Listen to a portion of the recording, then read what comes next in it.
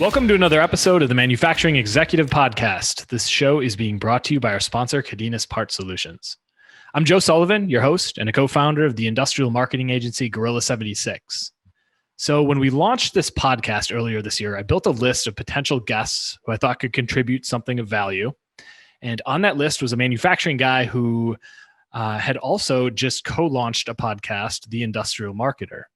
What I didn't know then was that by the time his episode came up, this guy would be working alongside me at Gorilla. But the stars happened to align late this summer, and Matt Sciannella, formerly of software startup Gravy and welding manufacturer ebook, was on the job hunt right when we happened to be hiring a senior strategist at Gorilla, and so here we are. So let me take a moment to introduce today's guest, Matt Sciannella of our own Gorilla76. Matt has been working in marketing with the trades for about 9 years. He started his career doing technical and proposal writing for AE companies before transitioning to design, build, construction. There, he was introduced to marketing and specifically inbound marketing and marketing sales alignment. In 2016, Matt moved to welding equipment maker ebook, where he began as marketing manager and moved up to marketing director for the United States and Canada.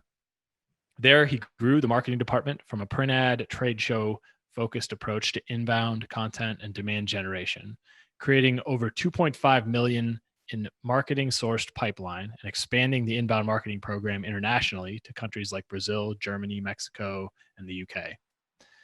Matt moved to startup company Gravy to be their content director for a brief spell before returning to the industrial space as senior strategist here at Gorilla76. Matt, welcome to the show. So I just need to ask you, why did it take so many episodes for you to bring me on the show if you have me listed to be on? But anyway, because we just wanted to make you wait. I know, clearly. I'm so happy to be on this show. And also just happy to complete the Industrial Marketer podcast appearance on the Manufacturing Executive since MJ was your first guest. I'm hoping I won't be your last, but it would be kind of cool if we bookended being guests on your podcast. Yeah, absolutely. But no, you're not the last. I've already got about 5 more lined up. So good try. Well, Matt, we've talked quite a bit on the show, through the first 20-ish episodes or so by the time this one goes live about content creation, from video to written to audio. We've talked about thought leadership and the idea of extracting knowledge from subject matter experts within a given organization. But what we haven't really talked about yet is content distribution. So, and I know this is a passion of yours. It's one of the reasons we brought you on at Gorilla, because you've done it before. You're passionate about it. You've seen what works and had your successes and failures. So can you start at a high level by just defining what exactly are we talking about with content distribution? Yeah. So, on a really high level, content distribution is simply how am I going to get the assets that I make in front of the audience who cares about it? And so at a high level, that's kind of where content distribution kind of falls into place. And you really think about that almost before you make the content, because a large part of like where you would distribute it is like, okay, what kind of piece of content am I going to make? If I'm making a blog post, I'm probably going to be relying on SEO, relying on email, using paid media on Facebook because it's priced right. So I could go distribute it on that. Organic social media, hopefully your subject matter expert will do it.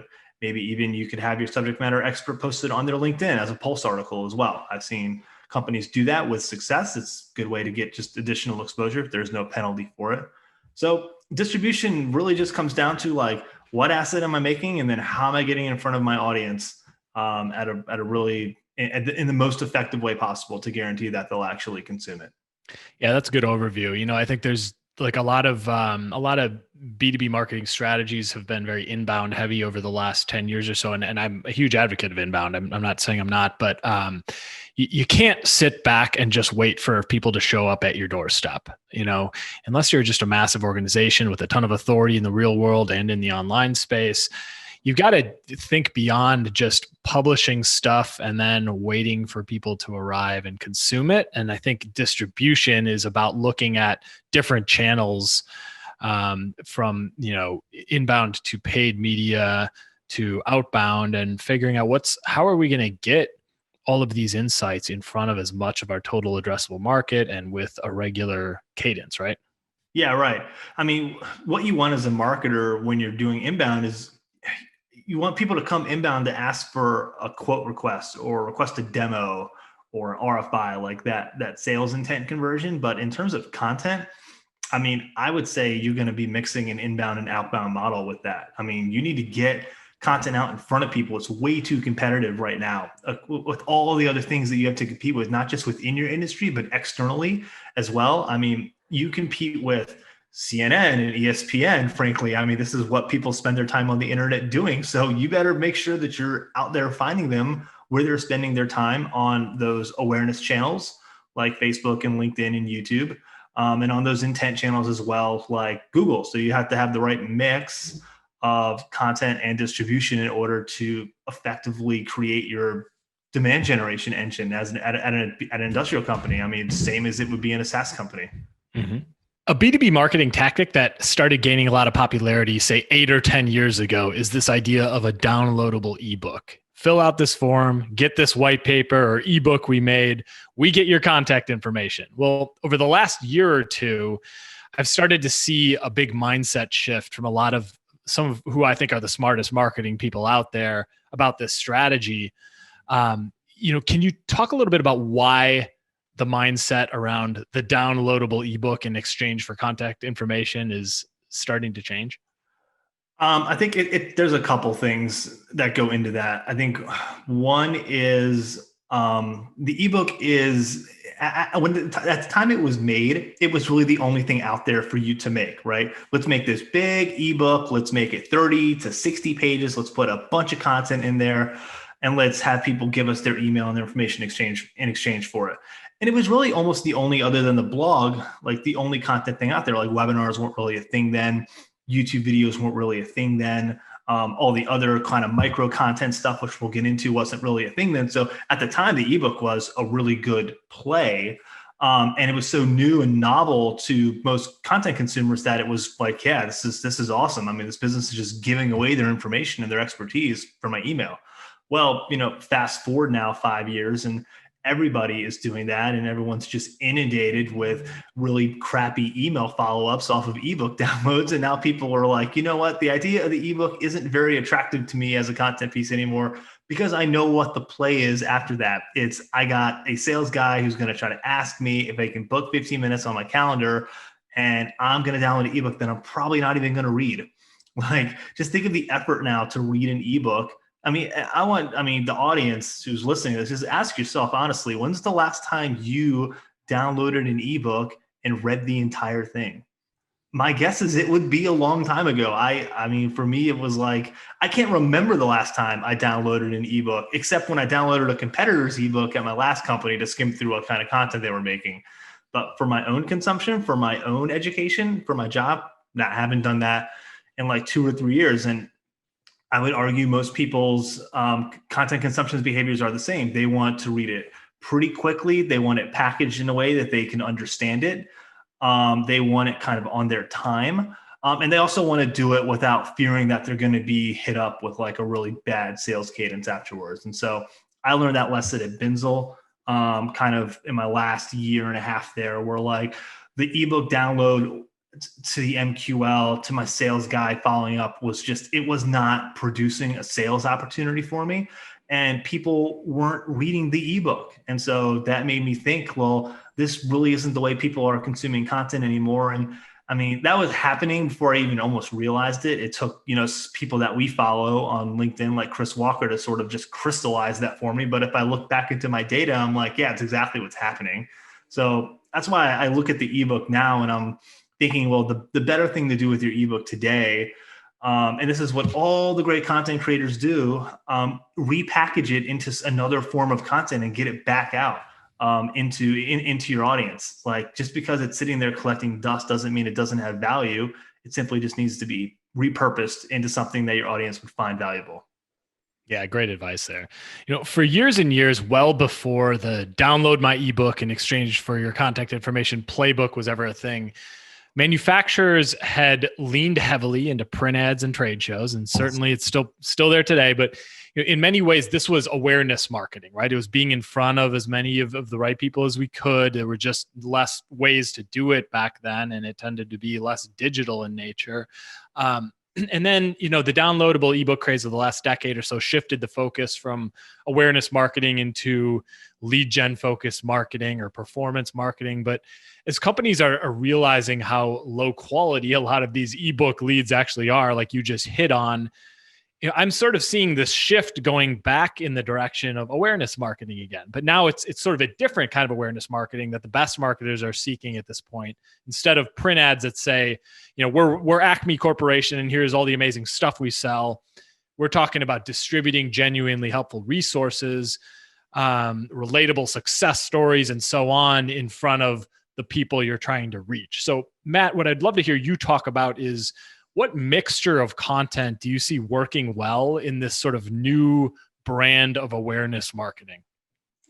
I mean, the real simple answer to that is the best content that's working is the content your audience cares about. So I would say in that regard, you actually have to go out and do some of the, the uncomfortable marketing work that we don't like to do. Like, we just want to sit in the background and be like the silent genius, but you actually got to go out and talk to your customers and visit them and kind of study how they do stuff. Like, if I'm watching, a production engineer on a shop floor spending his free time scrolling through Facebook, I'm thinking, well, that's kind of where I want to make sure I have my content. So maybe I'm thinking not a webinar, but maybe I'm thinking about a blog article that's written like a newspaper article, because, that's kind of how people click on stuff on avenues like Facebook.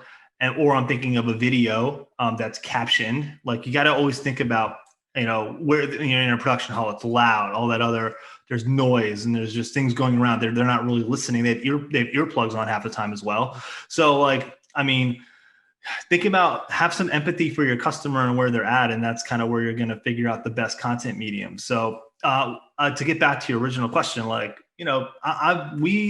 I've been a big fan for a long time of webinars. I never quite sort of got the formula for it though, although I was always super intrigued by it, even like 3-4 years ago when like they really started to gain traction in some spaces. And I was like, man, this seems like it could work really, really well if I could only figure out how to narrate it to my leadership team. Like, this is why webinars are valuable. And then also, like, how could I extend the value of it? And so I've always been a big advocate of webinars, and I finally got this formula like about a year ago, where it's just like, of course, the webinar is just one piece of many that you're going to make within your content strategy. But I tend to think of content now in pillars, where it's like, what is the big long form piece of content that I can make that I can then chop up? I'm going to do this hand motion here, chop up into smaller pieces of content and then distribute it out on those channels. And so the way people right now consume content, it's the Netflixing of your consumer, right? When they have a problem, they want to they'll find your company if you're out there getting in front of them. And then when they have a problem and they're interested in you, they're going to want to actually consume several pieces of your content in a row. It's the same thing as if you go find a show on Netflix and that first episode gets you in, all of a sudden you find yourself on episode 8 by tomorrow. So, I mean, think of your marketing content in that sort of frame as well. Like, okay, I'm going to do this webinar. Well, you're not going to just do a webinar. You're actually going to try to build a whole episodic content program around your webinar, because you ideally want your consumer to go find your first webinar and then check out your second and then check out your third, or maybe they'll, check out the little micro pieces of content you'll make from that second or third. But ideally, you want them to consume several pieces of your content over a short period of time. And then you go back out to them on that awareness channel. And then eventually you're optimizing for, again, the RFQ or the demo request. So they'll go, when they have a problem, when they need an electromechanical assembly, they're going to go, oh, I remember that company I remember the cable guys who were doing the episodic video series. Let me go check them out and I'll go request a quote. And then you'll be the first thing that comes in their mind when they're ready. And that's basically how you do content at a high level today, in my opinion. You get people in your content stream, and so you respect the fact that they're buying on their timeline and not on yours. And so that consistency builds know, like, trust. And then they come back to you when they are ready. And then you find yourself right at the front of the queue when they're actually ready to make a purchase. Yeah, great breakdown. Love that. Let's talk about channels for a second here Sure. for content distribution. So there's a time and place for email. There's a time and place for LinkedIn, for Facebook, for YouTube. Can you shed some light on what situations make sense for utilizing any of these or other given channels? Yeah. So all of these channels will at some point in time have a place in your distribution mix. But I think the thing you got to look at the most, more than anything, and this is another awkward thing for marketers in the industrial space, the price of your product. The price of your product actually will have an enormous impact on which channels are right for you, because you got to think about, this is where kind of the analysis and the metrics go into it. But if you're selling a $5,000 product, you probably shouldn't be distributing content paid, at least on LinkedIn, because it's too expensive and you're going to lose money to acquire a customer. Not worth it. Now Facebook, if you could target properly, much better. You'll pay, a quarter of the price, if not less, to find that exact same audience if you can target properly.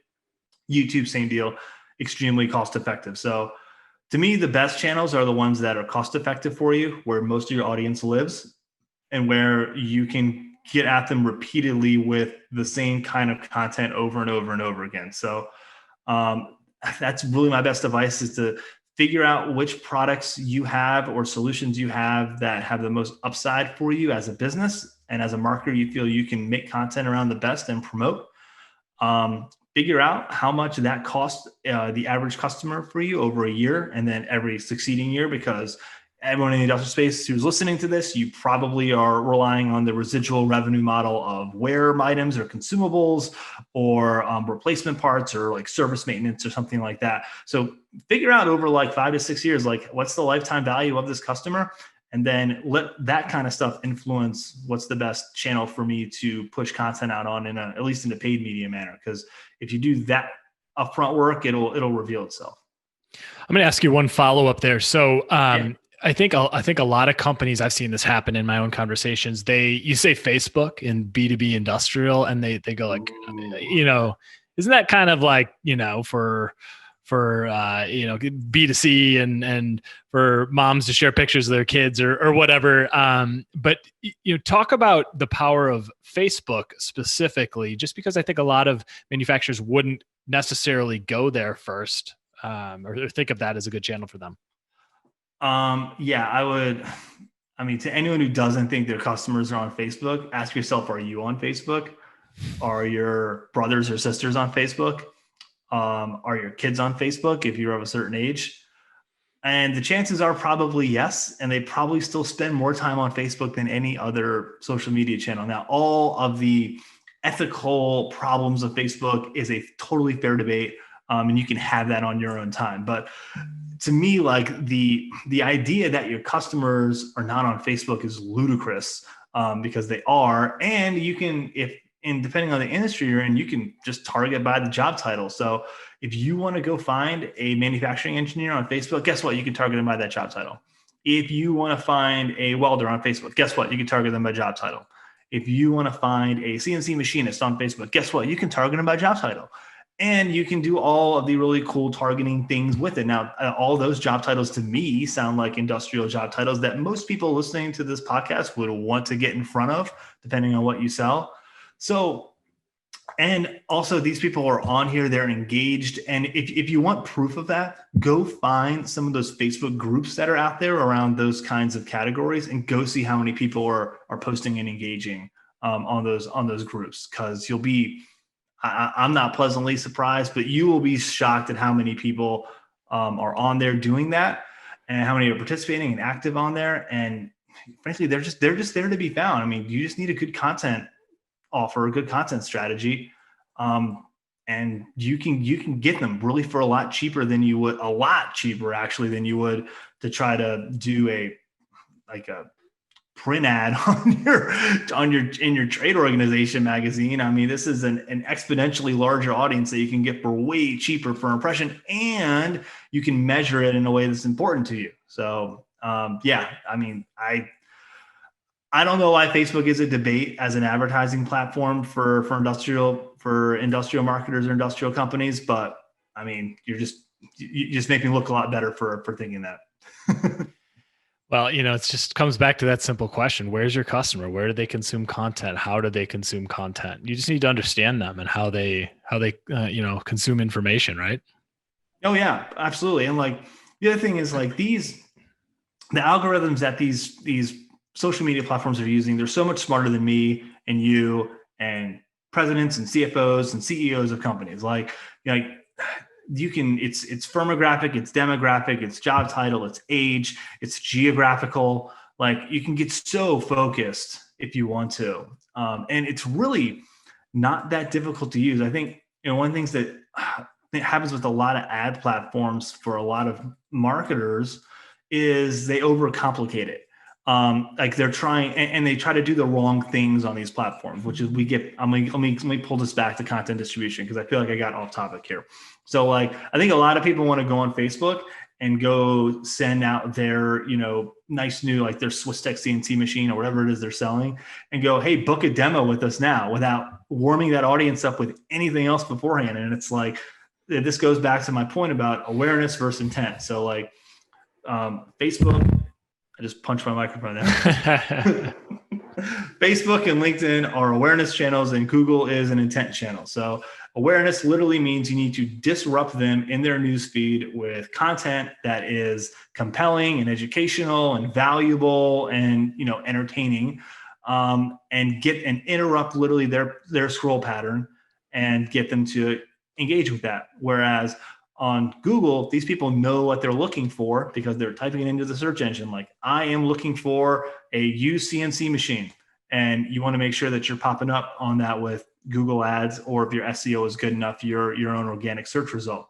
So when I'm thinking of Facebook and LinkedIn, I'm not thinking of that sort of conversion. Like, people aren't going on LinkedIn or Facebook looking for used CNC machines. They're going to look at what other people are posting for content. And so me as a marketer, I want to make sure that when I'm distributing content, I'm distributing content that's very similar to what my audience is looking for. I just need to package it up. Again, this goes back to packaging, making it interesting and compelling enough that they'll click through and read it and consume it. So that's sort of how, in my opinion, content distribution works in a very simple, high level. I just think a lot of people don't have the discipline to allow that to play out because it takes time. Yeah, you brought up a really important point here, I think. And this is where, we as marketers, we've got to shift our mindset, especially when the thing you sell is a big, complex, long sales cycle, custom piece of machinery or solution. Just as you'd meet somebody in person, you're not going to sell them something on the spot, right? That's not how it works. Mm-hmm. And this is such an opportunity for you to be in front of people on a consistent basis, to deliver things that are purely interesting to them, that are going to pique their interest, that are going to demonstrate thought leadership for you, they're going to be helpful to them and answer questions they have and help solve problems. And the social channels are such a great way to do that, for people to consume little nuggets of information over time, and for you to start sort of occupying a place in their mind as a leader and an authority on these subjects that are your specialty. And you can't go in with the mindset that I'm trying to get demos booked. Like, yeah, it depends on what you sell, of course, but when you're a manufacturer selling a complex solution, that's not the mindset here. We're trying to get in front of people. We're trying to build awareness, build trust, earn attention.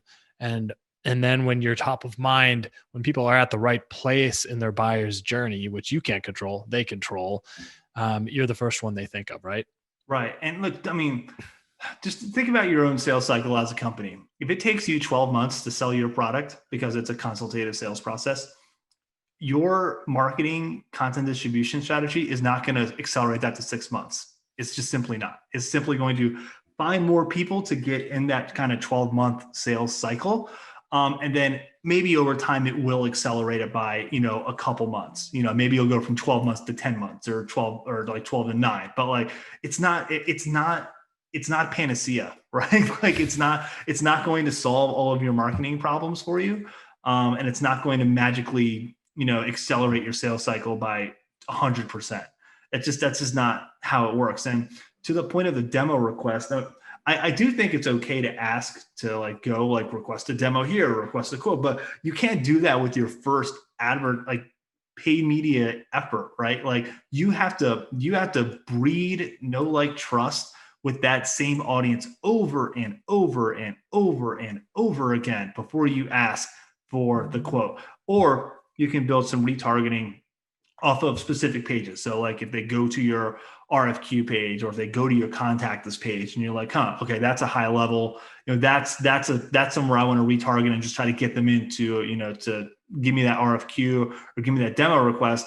Yeah. I mean, that makes sense. But like overall, especially when you're doing cold targeting, no, I mean, cold targeting is pattern disruption, great content, get in front of them, build know, like, trust, package your content to be consumed, which is another point I haven't made yet. Because when you're packaging content to be consumed on social, you're not publishing a 3,000 word blog post for them to read. You actually want to write something that's like, 600 to 900 words. And so you can guarantee they'll actually read it. Because there's no point in distributing out your blog post to your cold targeted audience on Facebook if they're going to check it out and if they're going to click through and then bounce out because they're like, this is way too much for me to read. Matt, can you cite an example or two of manufacturing organizations, whether it's, somebody you've been a part of helping or just what you've observed from the outside, but a company that has put this type of content distribution strategy into play and successfully, and sort of explain how you've seen them make it happen? The best example is one of your past guests, MJ, and what she's done to Firetrace. I mean, Firetrace kills it. I mean, she has tech companies asking her for advice, and for good reason, because she knows what she's doing. And so Firetrace is probably the example I would lean to the most. So they have it all figured out because they sell one product. They segment very well. Like they got their CNC machine division, and then they have their wind turbine kind of division. And so they kind of know like, okay, they know how to segment and they know what information matters to them in both. So their targeting is very Loctite. They also know CNC machinist, the payback period isn't there on LinkedIn. So we're just going to go on Facebook and go find CNC machinist and go, distribute content to them. Whereas their wind turbine sector, they are on LinkedIn, and the cost, it's more like $500,000 for them or whatever. So we're all on LinkedIn because that actually makes sense for me. So Firetrace to me is the best example. They do such a great job mixing like blog content with webinars, as well as they have great case studies and testimonials from customers that they distribute to. And they just run a really tight, it's very simple too, a really tight and simple marketing operation with their content. So again, to me, it goes down to like, do not overcomplicate how you do content. And that's how you end up doing something really mediocre. Like Firetrace is like webinars, blogs, case studies, and testimonials. And it's like, that's all we're going to do. And we're going to distribute over and over and over again on YouTube and on LinkedIn and on Facebook. And they got a whole machine going because, I mean, again, they recognize how much their product is and they recognize how much it costs to distribute it on these paid media platforms. And they've made it a very cost-effective operation for them. So it takes a little bit of strategy, takes a little bit of math, and then it takes making good content, and then it takes going to find your audience where they live and getting content out to them. So I would highly recommend checking out Firetrace and kind of what they do. MJ gets hit up by everybody, but if you want to try out the MJ, go for it. But I mean, they're to me the best example out there. If you're a mid-sized industrial company trying to figure out how to do this well, like they're masterful at it. There you go. Everybody go check out Firetrace and what MJ Peters is doing. If you're active on LinkedIn, MJ publishes a lot of great content and advice there herself. So good suggestion. Matt, how do you figure out how much to invest in a paid media budget for content distribution?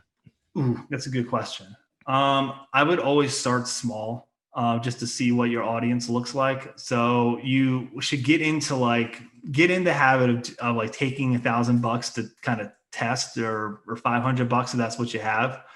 I can tell you at Binzel, when I left, we were putting about $9,000 a month into paid media. And so I think that's a number of that if you're doing $35 million a year as a B2B industrial company, and you're giving your marketing team like, 1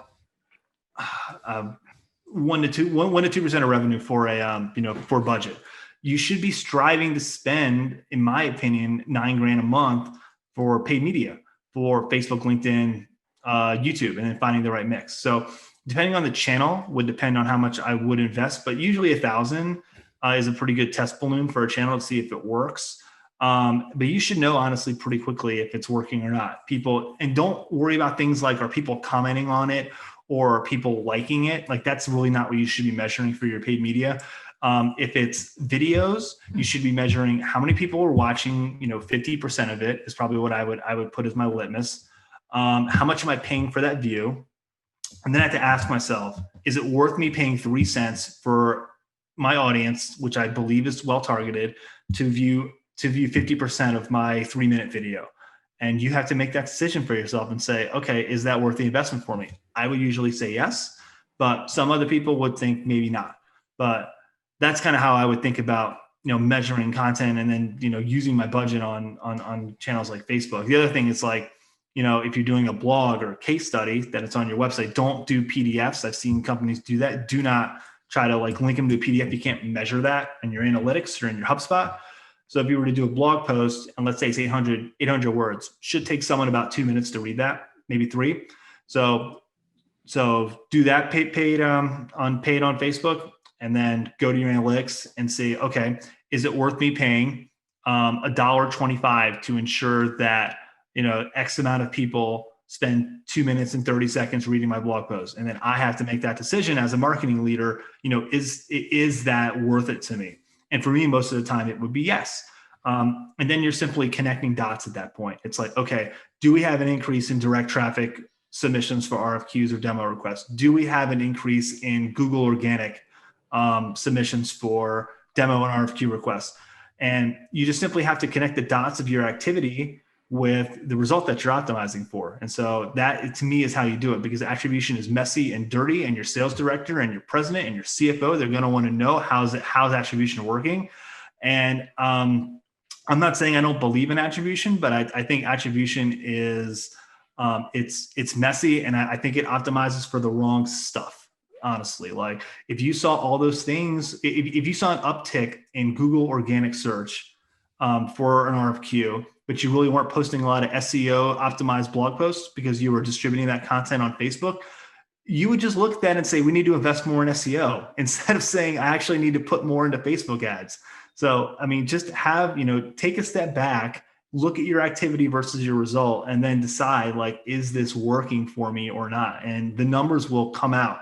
It may mean you'll have to do a little bit of storytelling to your leadership team, but that's honestly what it takes to get budget and to use the channels that are working for you. Because if you're sitting there just trying to put Facebook ads to demo request, you're never going to get any results, and they're going to say Facebook ads don't work, and you're never going to get a chance to do it the right way.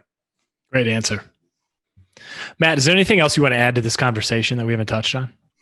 Yeah, I would say get started now.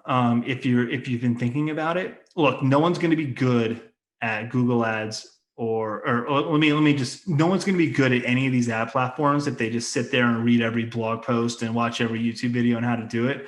Eventually, you just got to get your hands dirty in the platform. And that means you're going to probably, waste a few $1,000s, figuring out how to do it correctly. One thing I would always say, if you're going to do paid ads on Facebook or LinkedIn, keep your audience small. It's not a good idea to have a 250,000 person audience. You should be looking for like 25,000 to 75,000. Sometimes even the smaller, the better. So like if you have a 14,000 person audience, but they're exactly what you want, don't even worry about it. I mean, that's good. So, volume is not a good metric. Volume is not a good thing to be optimizing for on Facebook ads or LinkedIn ads. I've made both of those mistakes in my career. I ended up getting terrible results. And I realized, that's really not the best way to do it. You're better to have like a small, tight audience that's really focused. You can focus your content to it. You can focus your messaging to it.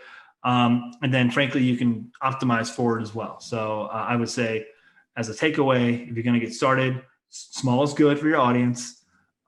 Make sure you're optimizing for consumption. Make sure you know the metrics that matter to you in terms of consumption. So if it's a video, it's 50% video views. If it's a blog post, it's X amount of time on page or 50% scroll depth or whatever it is you want to measure by.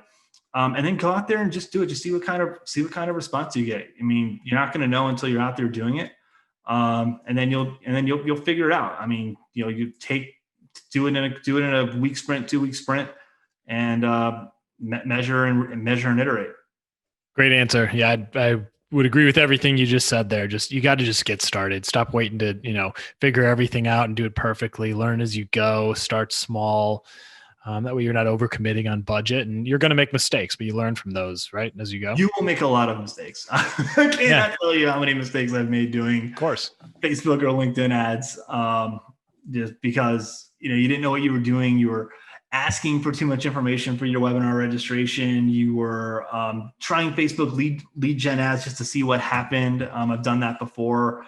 And I was impressed with, how many people were, submitting for that. It was just like, these aren't the right people. I need to get out of here. I have no way to follow up with these people. So, keep it simple. Again, remember, these are awareness channels, and that you want to get people's awareness with your content. And, you're not really asking for a demo request or anything like that, at least until you're way down the line. So, but I would say, like, I never knew how to do any of this stuff 4 or 5 years ago. And I'm far from an expert. I'm not going to sit there and say I can start a Facebook consulting agency. I can't, but I at least know how to use those platforms to find my audience and measure it appropriately. And that's going to be a powerful advantage over most of the people you compete against in your space. Because I guarantee you, if you listen to this and you do it, you're probably ahead of like 90% of your competitors who are still doing trade shows, who are still looking at print ads, who are still banging their head against the wall, wondering why they can only reach 1% of their audience doing organic Facebook posts. It's just like, you're going to have to pay to play. So no better time to start than now. Start figuring out how to make the budget argument to your CFO, and frankly, just cast a little vision on what the possibilities are.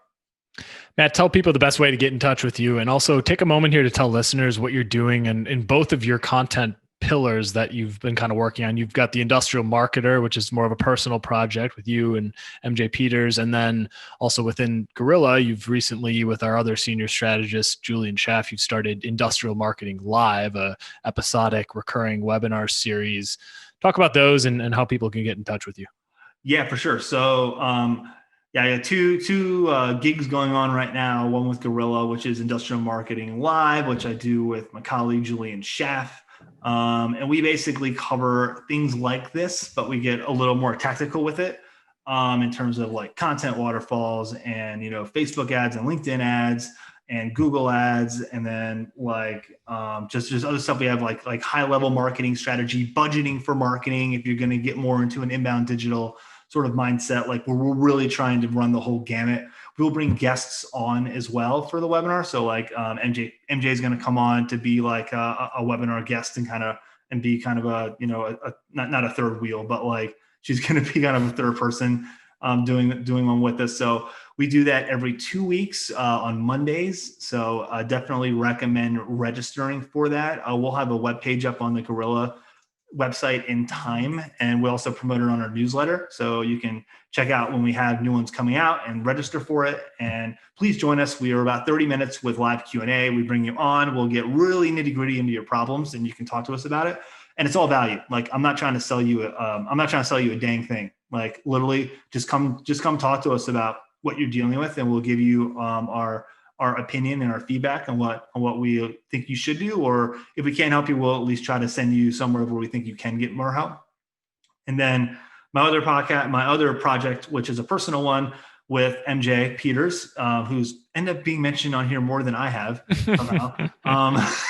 The Industrial Marketer podcast, which you can find on Apple and Spotify and Google. And we bring in guests, other marketers in the industrial space who we think do it on a really, really high level. So we've had people like Graham Emmerman on. We've had Todd Klauser from well.com on. We've had Jake Hall, the manufacturing millennial, on. He's actually going to drop tomorrow. And then we'll also do a couple episodes by ourselves where we'll talk kind of strategy and tactics as well. So definitely check us out again, the Industrial Marketer Podcast. You can find that on all the major podcasting platforms. And it's a lot of fun. It's real low key. We're really scrappy about it. And that's been one of my favorite things I've done this year. It's really made me believe in podcasting as a content platform for B2B industrial marketers, which is something we didn't even get into today, but I'm definitely a big fan of that. And also you can reach me on LinkedIn, Matthew Sciannella. I'm the only Matthew Sciannella on LinkedIn, so I'll be really easy to find. And please, connect, DM me. I'm really happy to talk. Anything you guys got going on, if you have questions or just want to, run stuff by me, really always happy to do that and give back to the marketing community. Awesome. Well, Matt, killer conversation today, my friend. I want to do this again with you in the coming months. We'll pick another topic and hash it out just like today. So thanks for coming on.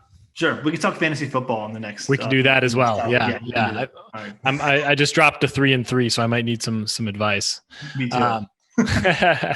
Awesome. Well, I would like to say thank you once again to our sponsor, Cadenas Part Solutions, for helping make this episode possible. And Matt, thanks for taking the time to join. As for the rest of you, I hope to catch you on the next episode of The Manufacturing Executive.